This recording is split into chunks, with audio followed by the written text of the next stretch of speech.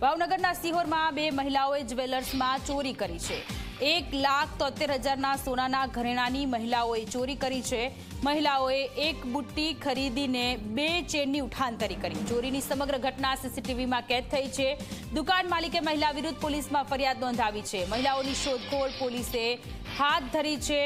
ભાવનગરની આ ઘટના છે કે જ્યાં મહિલાઓની એક ટોળકી જ્વેલર્સની દુકાનમાં આવી એક બુટ્ટી જોઈ અને બે સોનાની ચેનની ચોરી કરી અને આ મહિલાઓ ફરાર થઈ ગઈ છે। સીસીટીવી દ્રશ્ય સામે આવ્યા છે। એમાં એક વૃદ્ધ મહિલા પણ દેખાઈ રહી છે અને પોલીસે સીસીટીવી દ્રશ્યને આધારે વધુ તપાસ શરૂ કરી છે। તો ભાવનગરમાં 1,73,000ના સોનાના ઘરેણાની ચોરીની ઘટના સીસીટીવીમાં કેદ થઈ છે। આ દ્રશ્ય સામે આવ્યા છે।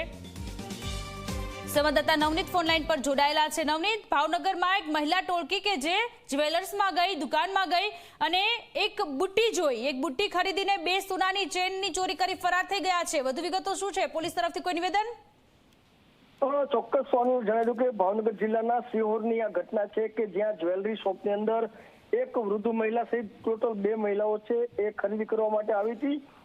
જે મહિલાઓએ એક બુટ્ટીની ખરીદી કરી હતી તેમજ જે દુકાનદાર જે છે એની ઓપરેટર જે ત્યાં ઉભી હતી અને એની નજર ચૂકવી મહિલા જે વૃદ્ધ મહિલા હતી એને બે નંગ બુટ્ટી અને બે ચેનની ઉઠાંતરી કરી છે। આજે કુલ ટોટલ 1,73,000ની કિંમતના ઘરેણા છે એ બંને મહિલાઓએ ફેરવી લઈ અને દુકાનદારને ચૂનો ચોપ્યો છે। આજે દુકાનદારની જે ઘટના, આખી જે ચોરીની જે ઘટના છે એ સીસીટીવીમાં કેદ થતા દુકાનદારે આ બંને મહિલાઓ છે જેમાંથી એક કૃષ્ણાબેન ગોહિલ અને એક અજાણી મહિલા સહિત કુલ બે મહિલાઓ છે તેની વિરુદ્ધમાં ફરિયાદ દાખલ કરતા પોલીસે હાલ તપાસ હાથ ધરી છે। પરંતુ ખાસ કરીને પોલીસ સૂત્રો દ્વારા જાણવા મળી રહી વિગત મુજબ હાલ જે બંને જે મહિલાઓ છે એ પોલીસના હાથ વચમાં હોવાનું સામે આવ્યું છે। પરંતુ આ રીતની જે ઘટનાઓ બનતી હોય છે અને જે ઉઠાંતરીની ઘટનાઓ છે એ સામે આવતી હોય છે ત્યારે આ સિહોરની ઘટના છે એ દાખલારૂપ બની રહી છે। જી નવનીત, આભાર તમામ વિગતો માટે।